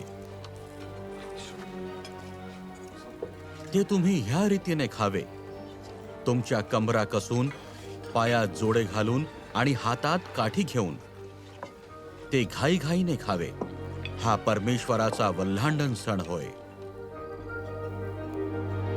कारण ह्या रात्री मिसर देशात फिरून त्यातील मनुष्य व पशु या सर्वांचे प्रथम जन्मलेले मी मारून टाकीन आणि मिसर देशातील सर्व देवांचे शासन करीन. मी परमेश्वर आहे. आणि ज्या घरात तुम्ही असाल त्या घरात ते रक्त तुमच्याकरिता खून असे होईल. आणि जेव्हा मी रक्त पाहीन तेव्हा मी तुम्हाला ओलांडून जाईन. मिसर देशाच्या लोकांना मी मारीन तेव्हा तुमच्यावर अनर्थ येणार नाही, तुमचा नाश होणार नाही. मध्यरात्री असे झाले की मिसर देशातील सिंहासनावर बसणाऱ्या फारोच्या ज्येष्ठ मुलापासून तुरुंगात पडलेल्या कैद्याच्या ज्येष्ठ मुलापर्यंत सर्व आणि गुराढोरांपैकी सर्व प्रथम वत्स परमेश्वराने मारून टाकले. रात्रीच्या समयी फारो त्याचे सर्व सेवक जागे झाले आणि मिसर देशात मोठा हाहाकार उडाला, कारण ज्यात कोणी मेला नव्हता असे एकही घर राहिले नव्हते.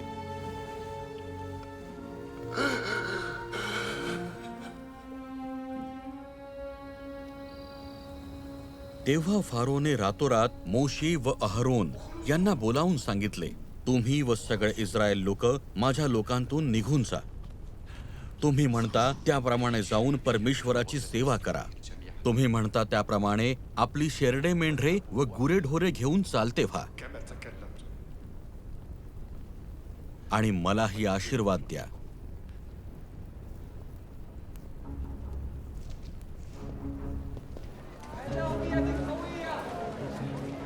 इस्रायल लोकांना मिसर देशात राहून 430 वर्ष लोटली होती. 430 वर्ष संपली त्याच दिवशी परमेश्वराच्या सर्व सेना मिसर देशातून निघाल्या. मोशे लोकांना म्हणाला, या दिवसाची आठवण ठेवा. ह्याच दिवशी तुम्ही मिस्रातून दास्यगृहातून बाहेर निघालात. परमेश्वराने आपल्या बलवान हाताने तुम्हाला या ठिकाणातून बाहेर आणले. म्हणून या दिवशी खमीराची भाकर खायची नाही. फारोने लोकांना जाऊ दिले तेव्हा पलिष्टी लोकांच्या देशाची वाट जवळची असूनही देवाने त्यांना त्या वाटेने जाऊ दिले नाही. कारण लढाई दिसताच लोक माघार घेऊन मिस्राकडे परत जातील असे देवाला वाटले. म्हणून वळसा घेऊन त्याने त्यांना रानाच्या वाटेने तांबड्या समुद्राकडे नेले. इस्रायल लोक मिसर देशातून लढाईला सज्ज होऊन बाहेर निघाले. त्यांनी रात्रंदिवस चालावे म्हणून परमेश्वर दिवसा त्यांना मार्ग दाखवण्यासाठी मेघस्तंभातून आणि रात्री त्यांना उजेड देण्यासाठी अग्निस्तंभातून त्यांच्या पुढे चालत असे.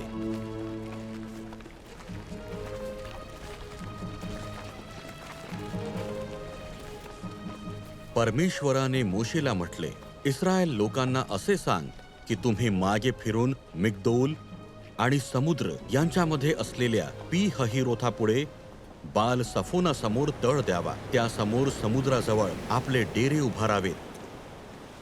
मग फारो इस्रायल लोकांसंबंधाने म्हणेल की ते देशात गोंधळले आहेत, त्यांचा रानात कोंडमारा झाला आहे.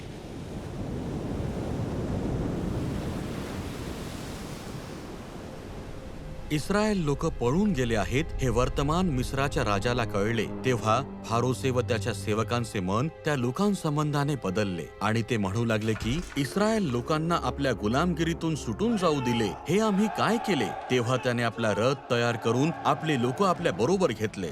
मग फारोचे सर्व घोडे, रथ व स्वार ह्यासह मिस्री सैन्याने त्यांचा पाठलाग करून पी हहिरोथानजीक व बाल सफोना समोर समुद्र तीरी त्यांनी तळ दिला होता तेथे त्यांना गाठले. फारो नजीक येऊन ठेपला. इस्रायल लोकांनी टेहळणी करून पाहिले तर मिस्री लोक आपल्या पाठोपाठ येत आहेत असे त्यांना दिसले. तेव्हा त्यांना फार भीती वाटली. ते परमेश्वराचा धावा करू लागले. ते मोशेला म्हणाले, मिस्रात काय कबरा नव्हत्या म्हणून तू आम्हाला येथे रानात मारायला आणले? आम्हाला तू मिस्रातून बाहेर आणले ते काय म्हणून? आम्ही तुला मिस्रात नव्हतो का म्हणत की आम्ही आहोत ते ठीक आहोत? आम्हाला मिस्री लोकांची गुलामगिरी करीत राहू दे. येथे रानात मरून जावे त्यापेक्षा मिस्री लोकांच्या गुलामगिरीत राहणे परवडले असते. मोशे लोकांना म्हणाला, भिवू नका, स्थिर उभे राहा आणि परमेश्वर आज तुमचे जे तारण करील ते पहा. कारण ज्या मिस्री लोकांना तुम्ही आज पाहत आहात ते पुन्हा कधीही तुमच्या नजरेस पडणार नाहीत. परमेश्वर तुमच्यासाठी लढेल. तुम्ही शांत रहा.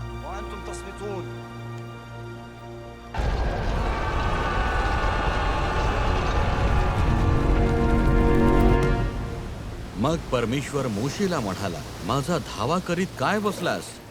इस्रायल लोकांना सांग की पुढे चला. तू आपली काठी उचलून आपला हात समुद्रावर उगार व त्याचे 2 भाग कर, म्हणजे इस्रायल लोक भर समुद्रातून कोरड्या भूमीवर चालतील. मोशेने आपला हात समुद्रावर उगारला.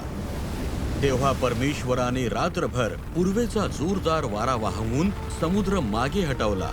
त्यामुळे पाण्याचे 2 भाग झाले व मधली जमीन कोरडी झाली. इस्रायल लोक भर समुद्रात कोरड्या जमिनीवरून चालू लागले आणि उजवीकडील व डावीकडील पाणी त्यांच्यासाठी भिंतीसारखे झाले.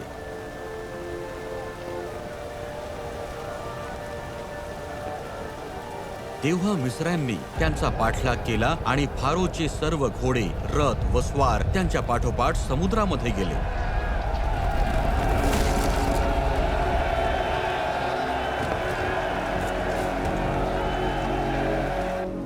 परमेश्वर मोशेला म्हणाला, आपला हात समुद्रावर उगार, म्हणजे पाणी पूर्वीसारखे जमून मिस्रांवर, त्यांच्या रथांवर व स्वारांवर येईल. पाणी पूर्वीच्या जागेवर परत आले आणि रथ, घोडे आणि फारोची सर्व सेना जी त्यांच्या पाठीस लागून समुद्रामध्ये गेली होती ती सर्व त्यात गडप झाली. त्यातला एकही वाचला नाही. अशा प्रकारे परमेश्वराने त्या दिवशी मिस्रांच्या हातातून इस्रायल लोकांना तारले आणि मिस्री लोक समुद्र तीरी मरून पडलेले इस्रायलांनी पाहिले. परमेश्वराने मिस्रांना आपला प्रबळ हात दाखवला. तो इस्रायलांनी पाहिला. तेव्हा त्यांनी परमेश्वराचे भय धरले आणि परमेश्वरावर आणि त्याचा सेवक मोशे याच्यावर विश्वास ठेवला. मग एलीम येथून कूच करून इस्रायल लोकांचा सर्व समुदाय मिसर देशातून निघाल्यावर दुसऱ्या महिन्याच्या 15व्या दिवशी एलीम आणि सिनाय यांच्यामधल्या सीन रानात येऊन पोहोचला.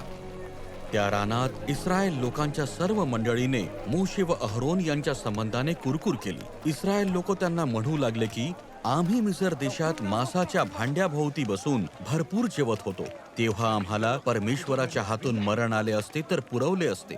पण ह्या सर्व समुदायाला उपासाने मारावे म्हणून तुम्ही आम्हाला या रानात आणले आहे.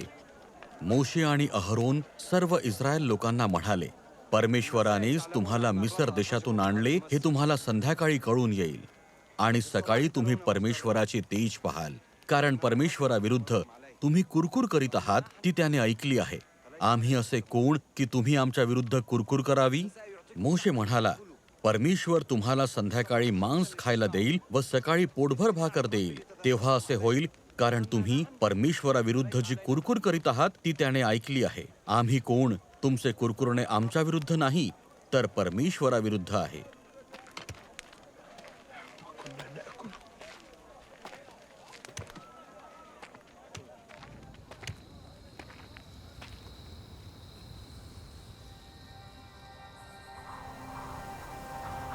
संध्याकाळी असे झाले की लावे पक्षी येऊन सर्व छावणीभर पसरले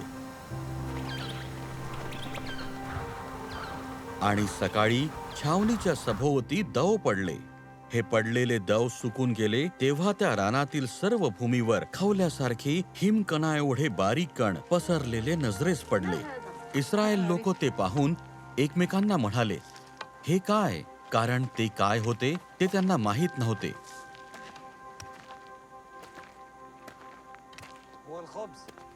मोशे त्यांना म्हणाला, परमेश्वराने तुम्हाला खायला दिले आहे ते हेच. परमेश्वराने आज्ञा केली आहे ती ही की प्रत्येकाने आपापल्या आहाराप्रमाणे हे गोळा करावे, ज्याच्या त्याच्या डेऱ्यात जितकी माणसे असतील तितक्यांसाठी, म्हणजे आपापल्या माणसांच्या संख्येप्रमाणे प्रत्येकी एक एक उमर जमा करावे. इस्रायल लोकांनी तसे केले. कोणी कमी, कोणी जास्त गोळा केले.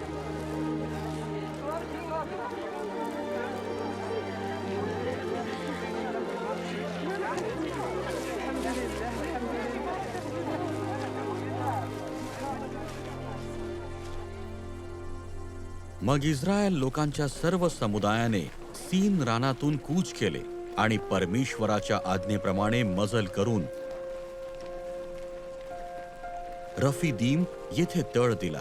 तेथे त्यांना प्यायला पाणी नव्हते, म्हणून ते मोशेशी भांडू लागले व म्हणाले, आम्हाला प्यायला पाणी दे. तेव्हा मोशे त्यांना म्हणाला, तुम्ही माझ्याशी का भांडता? परमेश्वराची परीक्षा का पाहता? पण तेथे लोकांना खूप तहान लागली आणि ते कुरकुर करून मोशेला म्हणाले, आम्हाला, आमच्या मुलांना व आमच्या गुराढोरांना तहानेने मारून टाकायला तू आम्हाला मिसर देशातून बाहेर का आणलेस? मोशेने परमेश्वराचा धावा करून म्हटले, या लोकांना मी काय करू? हे तर मला जवळजवळ दगडमार करायला तयार झाले आहेत. परमेश्वर मोशेला म्हणाला, तू लोकांच्या पुढे जा. इस्रायलातील काही वडील माणसे बरोबर घे आणि जी आपली काठी तू नील नदीवर आपटलीस ती हाती घेऊन चाल.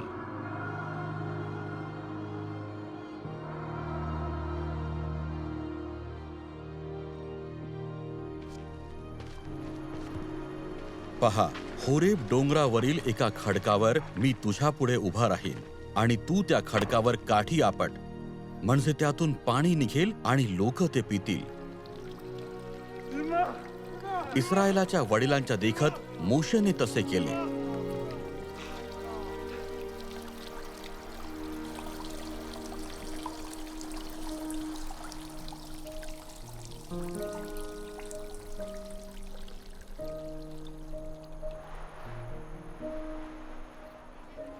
रफीदीम येथून कूच करीत ते सिनायाच्या रानात आले व त्या रानात त्यांनी डेरे दिले. तेथे पर्वतासमोर इस्रायल लोकांनी तळ दिला. तिसरा दिवस उजाडताच गडगडाट झाला व विजा चमकू लागल्या. पर्वतावर दाट ढग जमले व शिंगाचा फार मोठ्याने नाद होऊ लागला. तेव्हा छावणीतले सर्व लोक थरथरा कापू लागले. परमेश्वराने सिनाय पर्वताच्या शिखरावर उतरून मोशेला पर्वताच्या शिखरावर बोलावले. तेव्हा तो वर गेला आणि देव हे सर्व शब्द बोलला, ज्याने तुला मिसर देशातून दास्यगृहातून आणले, तो मी परमेश्वर तुझा देव आहे. माझ्याशिवाय तुला वेगळे देव नसावेत. आपल्यासाठी कोरीव मूर्ती करू नकोस. वर आकाशातील, खाली पृथ्वीवरील व पृथ्वी खालच्या जलातील कशाचीही प्रतिमा करू नकोस. तुझा देव परमेश्वर याचे नाव व्यर्थ घेऊ नकोस, कारण जो परमेश्वराचे नाव व्यर्थ घेईल त्याची तो गय करणार नाही. शब्बात दिवसाची आठवण ठेवून तो पवित्रपणे पाळ. आपल्या बापाचा व आपल्या आईचा मान राख, म्हणजे जो देश तुझा देव परमेश्वर तुला देत आहे त्यात तू चिरकाळ राहशील.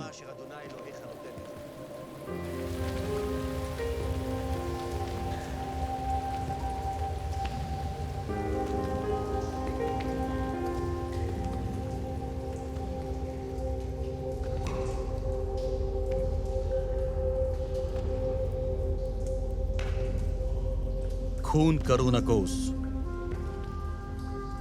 व्यभिचार करू नकोस, चोरी करू नकोस, आपल्या शेजाराविरुद्ध खोटी साक्ष देऊ नकोस, आपल्या शेजाऱ्याच्या घराचा लोभ धरू नकोस, आपल्या शेजाऱ्याच्या स्त्रीची अभिलाषा धरू नकोस, आपल्या शेजाऱ्याचा दास, दासी, बैल, गाढव अथवा त्याची कोणतीही वस्तू यांचा लोभ धरू नकोस. तेव्हा परमेश्वर मोशेला म्हणाला, तू इस्रायल लोकांना असे सांग, मी तुमच्याशी आकाशातून भाषण केले ते तुम्ही प्रत्यक्ष पाहिले आहे.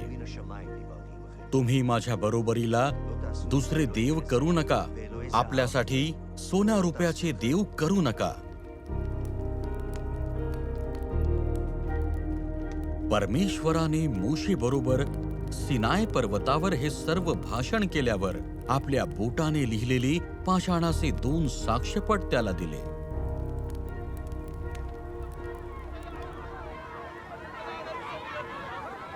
मोशेला पर्वतावरून उतरण्यास विलंब लागला असे लोकांनी पाहिले. तेव्हा ते अहरोनाभोवती जमून त्याला म्हणाले, उठ, आमच्या पुढे चालतील असे देव आमच्यासाठी बनव, कारण आम्हाला मिसर देशातून बाहेर आणणारा हा मनुष्य मोशे ह्याचे काय झाले हे आम्हाला कळत नाही.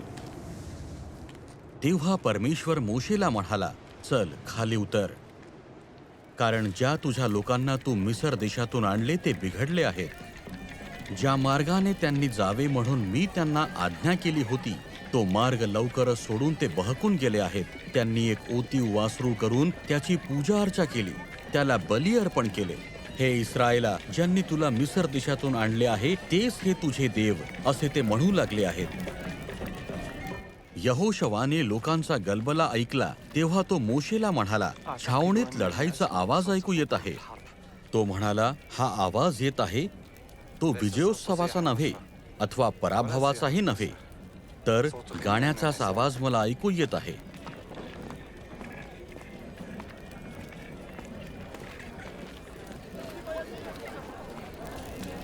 मोशे छावणीजवळ येऊन पोहोचल्यावर ते वासरू व नाच तमाशा त्याने पाहिला. तेव्हा त्याचा राग भडकला आणि त्याने आपल्या हातातल्या पाट्या पर्वताच्या पायथ्याशी फेकून फोडून टाकल्या.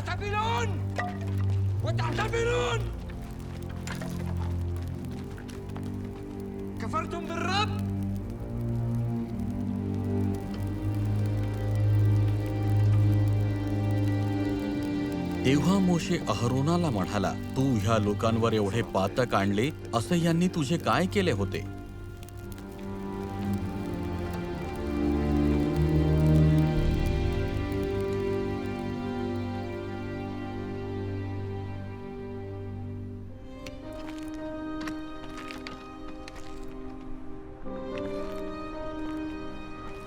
मोशे परमेश्वराकडे परत जाऊन म्हणाला,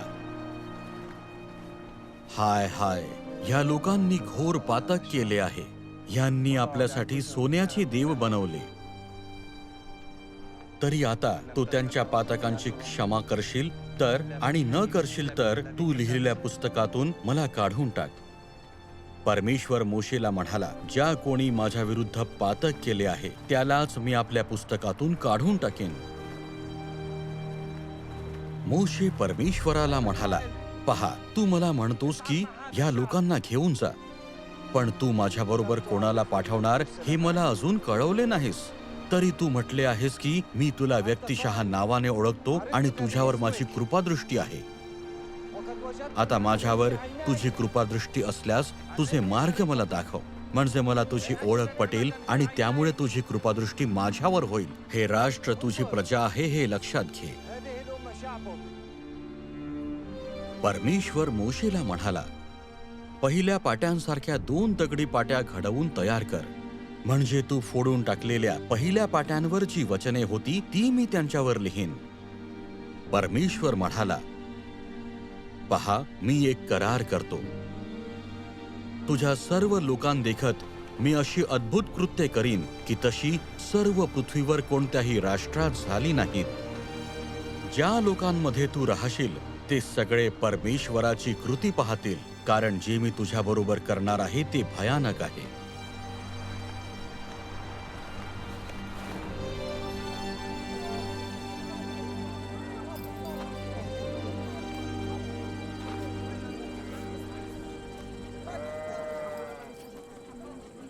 मोशेने इस्रायल लोकांची सगळी मंडळी जमवली व त्यांना म्हटले, ज्या गोष्टी करण्याविषयी परमेश्वराने आज्ञा केली आहे त्या ह्या. तुमच्यापैकी जे कोणी सुबुद्ध हृदयाचे असतील त्या सर्वांनी येऊन परमेश्वराने जे काही करण्याची आज्ञा दिली आहे ते सर्व करावे, म्हणजे निवास मंडप, त्याचा तंबू व त्यावरील आच्छादन, त्याचे आकडे, फळ्या, अडसर, खांब व उथळ्या, कोश व त्याचे दांडे, दयासन व अंतरपट, मेज व त्याचे दांडे, त्यावरील सर्व पात्रे व समक्षतेची भाकर, प्रकाशासाठी दीपवृक्ष, त्याची उपकरणे व दिवे, आणि दिव्यासाठी तेल, धूपवेदी, तिचे दांडे, अभिषेकासाठी तेल, सुगंधी द्रव्ययुक्त धूप व निवास मंडपाच्या दारासाठी पडदा,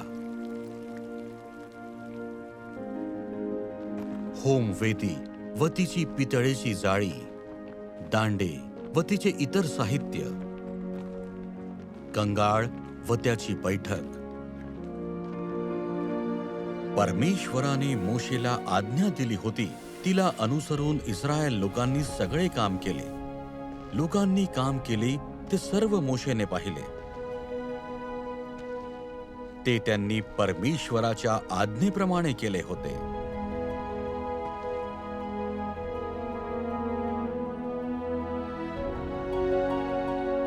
म्हणून त्याने त्यांना आशीर्वाद दिला. मग दर्शन मंडपावर मेघाने छाया केली व निवास मंडप परमेश्वराच्या तेजाने भरून गेला. मग इस्रायल लोक परमेश्वराच्या पर्वतापासून मार्गस्थ होऊन 3 दिवसांची वाट चालून गेले. त्यांच्यासाठी मुक्कामाची जागा हेरण्याकरता परमेश्वराच्या कराराचा कोश त्यांच्या पुढे त्या 3 दिवसांच्या प्रवासात होता. परमेश्वर मोशेला म्हणाला, मी इस्रायल लोकांना कनान देश देत आहे, तो हेरण्यासाठी माणसे पाठव. त्यांच्या वाडवडिलांच्या प्रत्येक वंशातला एक पुरुष पाठव. प्रत्येक जण त्यांच्यातला सरदार असावा. मोशेने त्यांना कनान देश हेरायला पाठवताना सांगितले की येथून नेगेब प्रांतावरून डोंगराळ प्रदेशात जा आणि देश कसा आहे, देशातील रहिवासी सबळ आहेत की दुर्बळ आहेत, ते थोडे आहेत की पुष्कळ आहेत, तसेच तेथील जमीन सुपीक आहे की नापीक आहे, त्यात झाडे झुडपे आहेत की नाहीत हे पाहून या. हिम्मत धरा व त्या देशातील काही फळे घेऊन या.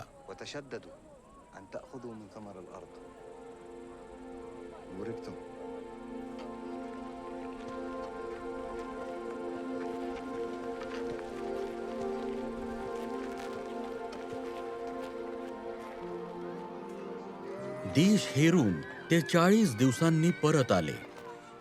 ते हेर पारान रानातील कादेश येथे मोशे, अहरोन व इस्रायलाची सर्व मंडळी यांच्याकडे आले आणि त्यांनी त्यांना व सर्व मंडळीला सर्व हकीकत सांगितली आणि त्या देशाची फळे दाखवली. ते मोशेला म्हणाले की ज्या देशात तू आम्हाला पाठवले त्या देशात आम्ही गेलो. त्यात खरोखरच दुधामधाचे प्रवाह वाहत आहेत. तेथली ही फळे पहा. तेव्हा मोशे समोर लोकांना शांत करून कालेब म्हणाला, आपण त्या देशावर आत्ताच्या आत्ता हिम्मत धरून चढाई करून जाऊ आणि तो घेऊ, कारण तो जिंकण्यास आपण पूर्णपणे समर्थ आहोत. पण जे पुरुष त्याच्या बरोबर गेले होते ते म्हणाले, त्या लोकांवर स्वारी करण्यास आपण मुळीच समर्थ नाही, कारण ते आपल्याहून बलाढ्य आहेत. त्याचप्रमाणे जो देश हेरून ते आले होते त्याविषयी इस्रायल लोकांना त्यांनी अनिष्ट बातमी दिली. ते म्हणाले, जो देश हेरण्यासाठी आम्ही गेलो होतो तो तेथील रहिवाशांना ग्रासून टाकणारा आहे. तेथे आम्ही पाहिलेले सर्व लोक मोठे धिप्पाड आहेत.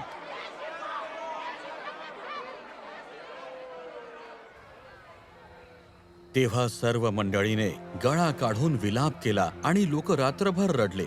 सर्व इस्रायल लोक मोशे आणि अहरोन यांच्या विरुद्ध कुरकुर करू लागले. सर्व मंडळी त्यांना म्हणाली, आम्ही मिसर देशात मेलो असतो तर बरे झाले असते, किंवा ह्याच रानात मेलो असतो तरी बरे झाले असते. तलवारीने आमचा निप्पात व्हावा म्हणून परमेश्वर आम्हाला ह्या देशात का नेत आहे? आमच्या बायका मुलांची लूट होईल. आम्ही मिसर देशात परत जावे हीच बरे नव्हे काय? ते आपसात म्हणाले, आपण कोणाला तरी पुढारी करून मिसर देशाला परत जाऊया. तेव्हा मोशे व अहरोन तेथे जमलेल्या इस्रायलाच्या सर्व मंडळी समोर पालथे पडले.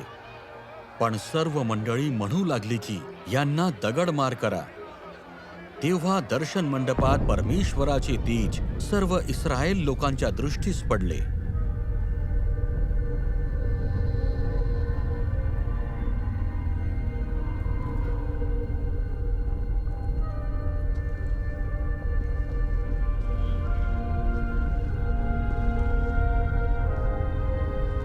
मग परमेश्वर मोशेला म्हणाला, कोटवर हे लोक मला तुच्छ लेखणार आणि यांच्यामध्ये मी केलेली सगळी चिन्हे पाहूनही हे कोटवर माझ्यावर विश्वास ठेवणार नाहीत.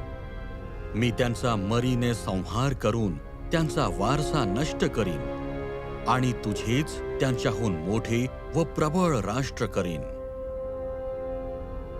मोशे परमेश्वराला म्हणाला, तू आपल्या सामर्थ्याने या लोकांना मिस्री लोकांमधून आणले आहेस.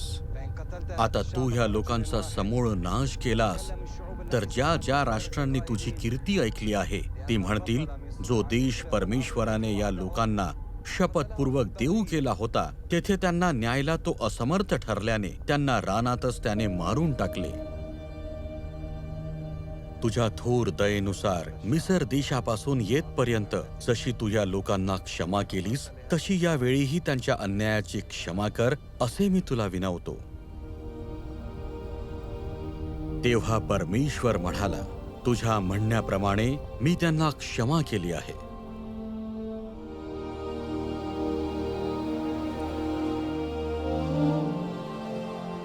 वास्तविक मी जिवंत आहे आणि सारी पृथ्वी परमेश्वराच्या महिम्याने भरलेली आहे.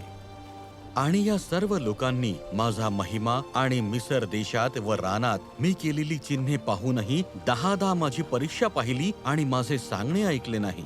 म्हणून जो देश मी त्यांच्या पूर्वजांना शपथपूर्वक देऊ केला आहे तो खरोखर त्यांच्या दृष्टीस पडायचा नाही. ज्यांनी मला तुच्छ लेखले त्यातले कोणीही तो देश पाहणार नाहीत. परमेश्वराचा क्रोध इस्रायलावर भडकला आणि ज्यांनी परमेश्वराच्या दृष्टीने दुष्कर्म केले होते त्यांची सर्व पिढी नष्ट होईपर्यंत त्याने त्यांना रानात 40 वर्षे भटकायला लावले. 40व्या वर्षाच्या 11व्या महिन्याच्या प्रतिपदेस जी काही इस्रायल लोकांना सांगावे म्हणून परमेश्वराने मोशेला आज्ञा केली होती त्याप्रमाणे त्याने हे सर्व त्यांना सांगितले. हे इस्रायला, श्रवण कर. आपला देव परमेश्वर हा अनन्य परमेश्वर आहे. तू आपला देव परमेश्वर याच्यावर पूर्ण मनाने, पूर्ण जीवाने व पूर्ण शक्तीने प्रीती कर.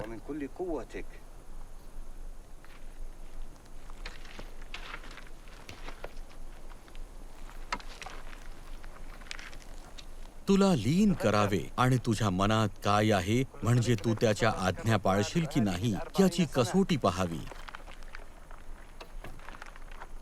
म्हणून तुझा देव परमेश्वर याने गेली 40 वर्षे तुला रानातून कोणत्या रीतीने चालवले याचे स्मरण कर. وصاياه أملاه.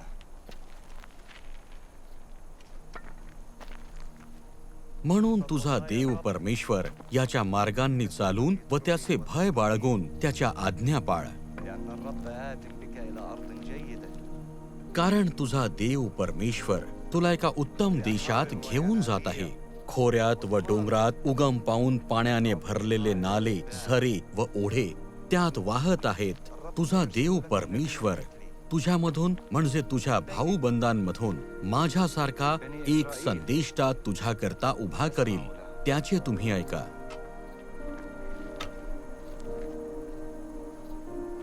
जो करार तुमचा देव परमेश्वर आज तुमच्याशी करीत आहे व जे वचन शपथपूर्वक तुम्हाला देत आहे त्यात तुम्ही सामील व्हावे.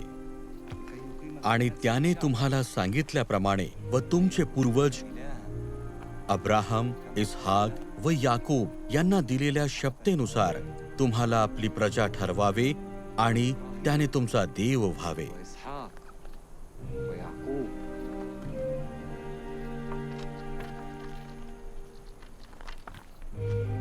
तू आपला देव परमेश्वर याच्यावर प्रीती कर, त्याच्या मार्गांनी चाल आणि त्याच्या आज्ञा, विधी व नियम पाळ. ही आज्ञा आज मी तुला देत आहे, म्हणजे तू जिवंत राहून बहुगुणित होशील आणि जो देश वतन करून घेण्यास तू जात आहेस तेथे तुझा देव परमेश्वर तुला बरकत देईल.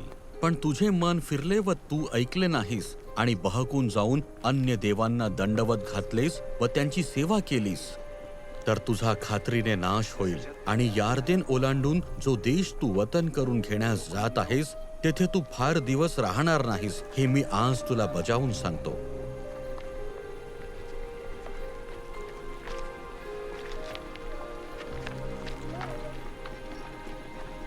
اليوم तो त्यांना म्हणाला, मी आज 120 वर्षांचा आहे. यापुढे मला ये जा होणार नाही. शिवाय तुला या यार्देने पलीकडे जायचे नाही असे मला परमेश्वराने सांगितले आहे.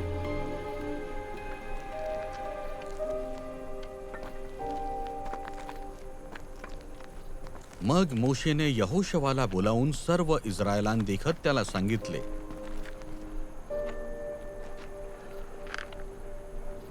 تشدد. खंबीर हो, हिम्मत धर.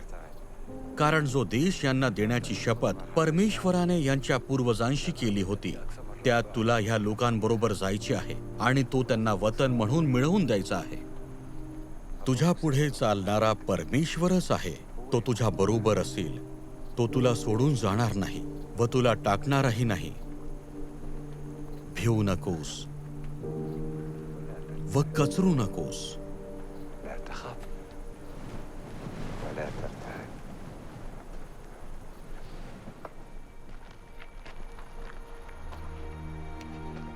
मग मोशे मोवाबाच्या मैदानावरून यरीहो समोरील पिसगा पर्वताच्या नबो नामक शिखरावर चढला.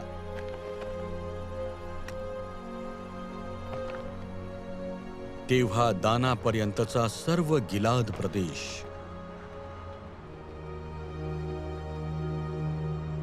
परमेश्वर त्याला म्हणाला, ज्या देशाविषयी मी अब्राहम, इस्हाक व याकूब यांच्याशी शपथ वाहिली होती की तो मी तुझ्या संतानांना देईल, तो देश हाच. तो मी तुला प्रत्यक्ष दाखवला आहे. पण नदी ओलांडून तिकडे तुला जायचे नाही.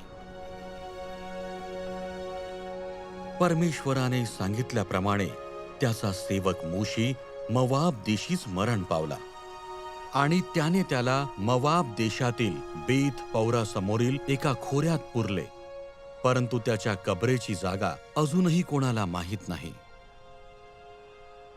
परमेश्वराच्या प्रत्यक्ष परिचयाचा असा मोशे समान कोणी संदेष्टा इस्रायलात आजवर झाला नाही.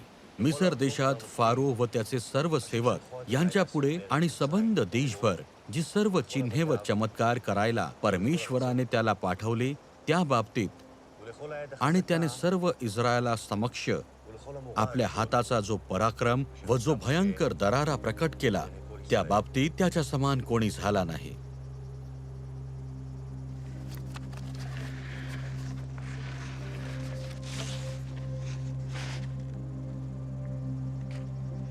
ही जी आज्ञा मी तुला आज देत आहे ती तुला अवघड नाही व ती तुझ्या आवाक्याबाहेर नाही.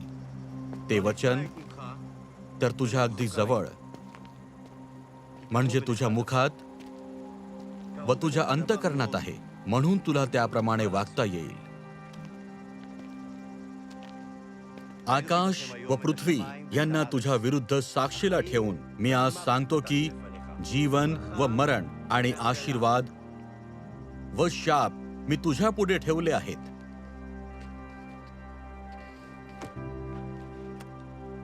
म्हणून तू जीवन निवडून घे, म्हणजे तू व तुझी संतती जिवंत राहील.